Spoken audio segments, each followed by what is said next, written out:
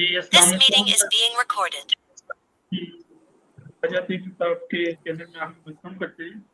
और आज के साथ हमारी गेस्ट हैं वो हैं शगुफ्ता केमिस्ट्री वाली। और हम आपको वेलकम करते हैं मैम आज के सेशन के अंदर, इंट्रो सेशन के अंदर। बहुत शुक्रिया सर, बहुत शुक्रिया इनवाइट तो करने के लिए। हम इंट्रो करने से पहले हम काइंडली आप मुझे ये बता दें, अपना इंट्रोडक्शन करवा दें। ठीक सर, मेरा नाम शगुफ्ता है और मैं केमिस्ट्री की लेक्चरर हूँ और जीसीटी रावलपिंडी में। और मेरी सर्विस को 10 साल हो चुके हैं। और एडिशनल ड्यूटीज़ मेरी एडमिन इंचार्ज हूँ, डेप्टी एडमिन इंचार्ज हूँ मैं। और भी बहुत सारे एडिशनल ड्यूटीज़ हैं मेरी, लेकिन मेजर ड्यूटीज़ मेरी यही है कि मैं लेक्चरर केमिस्ट्री हूँ और डेप्टी इंचार्ज हूँ एडमिन की। तो बस यही है।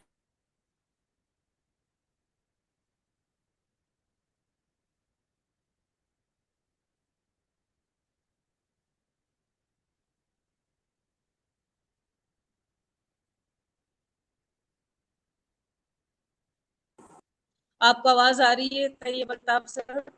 जी जी आ रही है। तो आप लेक्चरर केमिस्ट्री हैं, तो जरा बताइएगा कि आप केमिस्ट्री में किस टाइप के जो है बेसिक या एडवांस, किस तरह की आप केमिस्ट्री जो है टीच करती हैं, और कौन से लेवल के स्टूडेंट्स को आप पढ़ा रही हैं। सर मैं एफईसी लेवल के स्टूडेंट्स को पढ़ा रही हूँ। जैसे कि हमारे डीएई में सिर्फ फर्स्ट ईयर में जो है वो केमिस्ट्री है। तो और आर्ट एंड डिजाइन डिपार्टमेंट में सेकेंड ईयर में केमिस्ट्री है। तो ये है कि कॉलेज लेवल पे केमिस्ट्री हम लोग मैं जो है टीच कर रही हूँ। और अल्हम्दुलिल्लाह बेहतर तजर्बा रहा है टीचिंग का, और बेहतरीन इन्वायरमेंट है यहाँ पे टीचिंग का। और बस यही है कि यहाँ पे जो है केमिस्ट्री एक मुश्किल सब्जेक्ट रहा है हमेशा स्टूडेंट्स के लिए, जो कि वॉलेटाइल सब्जेक्ट है, कंफ्यूजिंग है, एग्ज़ाम्स इसके थोड़े टफ होते हैं। सब्जेक्ट समझने में आसान है लेकिन इसके एग्ज़ाम्स बहुत टफ होते हैं। और थोड़ा सा ये है कि आप इसमें कॉन्सेप्ट आपके बेशक क्लियर भी हो, लेकिन आप इसमें सेल्फ राइटिंग इतनी ज़्यादा नहीं कर सकते। तो स्टूडेंट्स को इस तरह के मसाइल का सामना करना पड़ता है, और ज़ाहिर है पे टीचर्स को भी। तो केमिस्ट्री के सब्जेक्ट के अंदर या केमिस्ट्री को पढ़ने के बाद स्टूडेंट क्या चीज़ सीख सकता है, या उसके अंदर कौन सा नॉलेज है जो केमिस्ट्री, आप। असल में जो लाइफ है, यूनिवर्स जो है वो डिपेंड करती है केमिस्ट्री के स्टडी पे। जो ज़िंदगी की बका है या वजूद है, इंसानी वजूद है या कायनात है, वो सारा जो है वो केमिस्ट्री से ही अल्लाह ताला ने क्रिएट किया हुआ है, केमिस्ट्री को भी। तो ये स्टूडेंट्स जो है जो केमिस्ट्री सब्जेक्ट से स्टूडेंट्स ये पढ़ते हैं कि जो हम रियल लाइफ में मुख्तलिफ चीज़ें यूज़ करते हैं, वो असल में केमिकली हम क्या खाते हैं, क्या पीते हैं, और इसके बेनिफिट्स क्या है, इसके हैज़र्ड्स क्या है। और इसका इस्तेमाल मुख्तलिफ इंडस्ट्रीज़ में देखें। हर टेक्नोलॉजी या कोई भी साइंस कह लें, उसकी जड़ जो है वो केमिस्ट्री है। चाहे HVCR में कह लें, चाहे ऑटो डीजल में, हर जगह जो है उनको सामना केमिकल नेचर, कंपाउंड्स, इन चीज़ों के बारे में उनको पता होता है, तभी वो जो है उस पर अगला काम इम्प्लीमेंट कर सकते हैं। तो केमिस्ट्री जो है वो बुनियाद है हर सब्जेक्ट की, एक तरह से बेसिक लाइफ की बुनियाद भी जो है वो केमिस्ट्री है। तो स्टूडेंट केमिस्ट्री पढ़ के वो जान पाते हैं कि हम जो रोज़मर्रा ज़िंदगी में चीज़ें यूज़ करते हैं या देखते हैं या महसूस करते हैं, उसके पीछे क्या जो है चल रहा होता है, उसकी असल जो केमिस्ट्री है या जो नॉलेज है वो क्या है। तो स्टूडेंट्स को थोड़ा रियलिस्टिक अप्रोच की तरफ जो है केमिस्ट्री लेके जाती है। तो आजकल जैसे आप देख रही हैं कि एआई का बड़ा दौर है और एक टाइम चल रहा है पीक पे एआई। तो एआई के आने से आपकी टीचिंग मेथोडोलॉजी में या ओवरऑल जो केमिस्ट्री डिपार्टमेंट है उसके अंदर क्या चेंजेस आप समझती हैं कि आ चुकी हैं या आनी चाहिए या आ रही हैं। केमिस्ट्री का तो बहुत वसी जो है वो डिपार्टमेंट है या फील्ड है। उसमें एआई की मदद से बहुत कुछ हो सकता है। जैसे इनकी लैब जो है वो बहुत एडवांस हो सकती है। वहाँ पे हर चीज़ जो है, जो सिस्टम है, जो टेक्निक्स है, वो एआई ऑपरेटिव हो सकते हैं। और दूसरा सिंपल टीचिंग के लिए अगर मैं कहूँ केमिस्ट्री के हवाले से, तो हम लोग क्या कर सकते हैं, केमिकल रिएक्शन इससे डिज़ाइन कर सकते हैं, उसके इंग्रेडिएंट जनरेट कर सकते हैं, उसकी अवेलेबिलिटी का पता लगा सकते हैं कि ये केमिकल कहाँ पे अवेलेबल होते हैं, और उसके रेशोज़, इसकी कंपोजिशन, डिटेल्स, हर चीज़ के बारे में जान सकते हैं।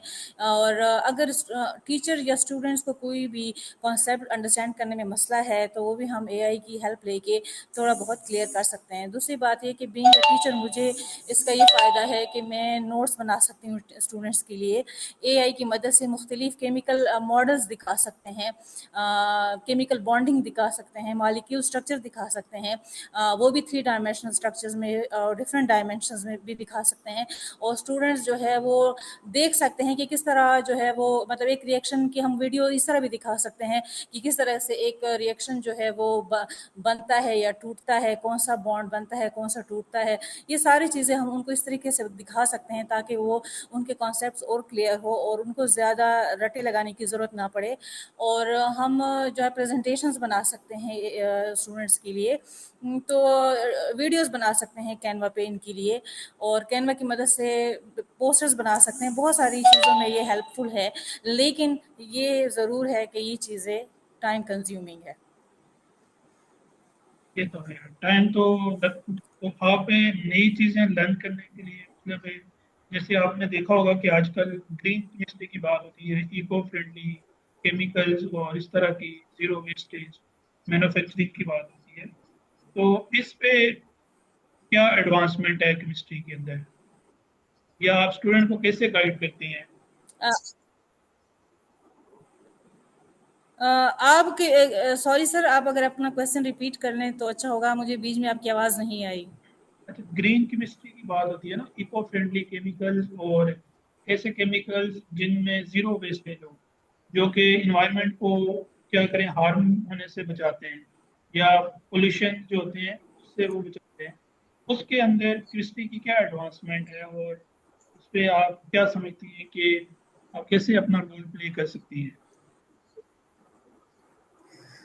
सर, जो केमिकल इंडस्ट्री है वो इस तरह की चीज़ें जो है रिकमेंड भी करती है, और उसके अलार्मिंग सिचुएशन भी बताती है कि कौन से केमिकल्स के लिए इन्वायरमेंट में क्या मसला हो सकता है, क्या मतलब डेंजरस है इंसानी सेहत के लिए या जितनी भी लिविंग थिंग्स है प्लेनेट पे।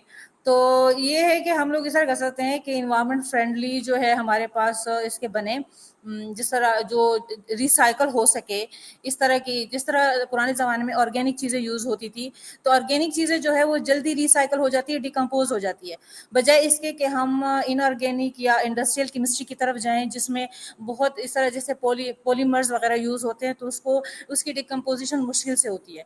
तो जिस तरह आजकल पीवीसी शीट्स और ये चीज़ें आ गई हैं, या प्लास्टिक ने, डिफरेंट क्वालिटी के प्लास्टिक्स ने इसकी जगह ले ली ऑर्गेनिक मटेरियल की। जिस तरह पहले मिट्टी के बर्तन और ये चीज़ें यूज़ हो जाती थी, तो वो रिसाइकल भी हो जाती थी और उसका वो बहुत ही इन्वायरमेंट फ्रेंडली चीज़ें थी।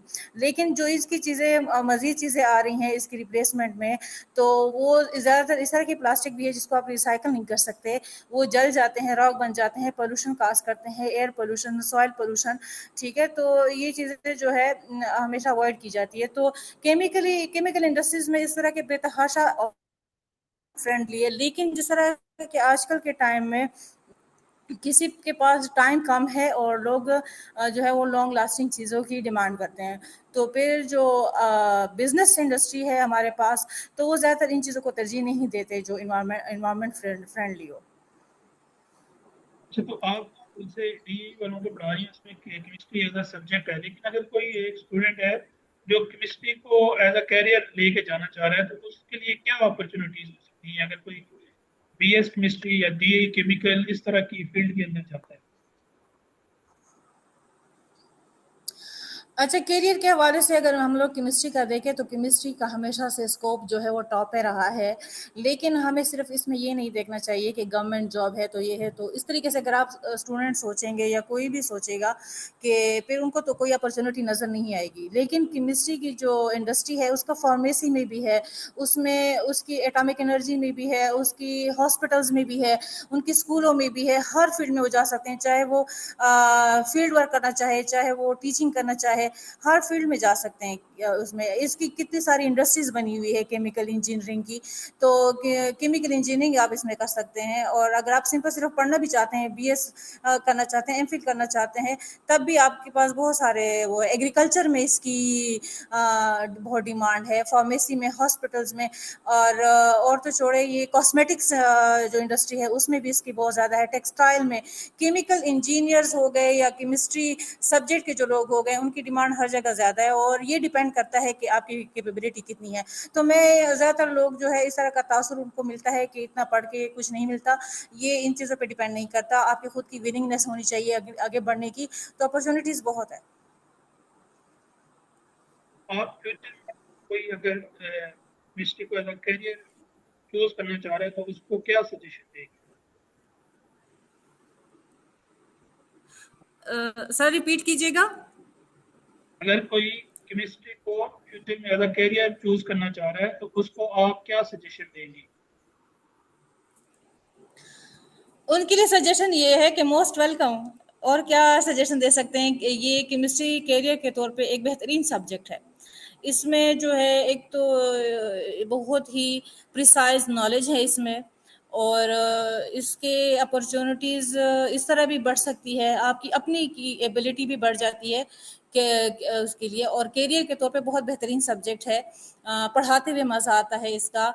और इसका जो अवेलेबिलिटी है रिसोर्सेज की, टीचिंग की कह लें या कोई भी कैरियर चूज़ कर लें, इसके रिसोर्सेज भी अवेलेबल होते हैं जिससे आप फ़ायदा उठा के बेहतर तरीके से अपना कैरियर परस्यू कर सकते हैं। और दूसरा इसकी जो है इसके अर्निंग पैकेज भी अच्छे होते हैं, और तो ये कैरियर के तौर पे बेहतरीन सब्जेक्ट है। चलिए ठीक है, बहुत शुक्रिया आपके टाइम का और अपने टाइम का। और इंशाल्लाह हम दोबारा नेक्स्ट किसी टॉपिक के साथ बात थैंक यू सो करेंगे। मच इनवाइट करने के लिए। ओके।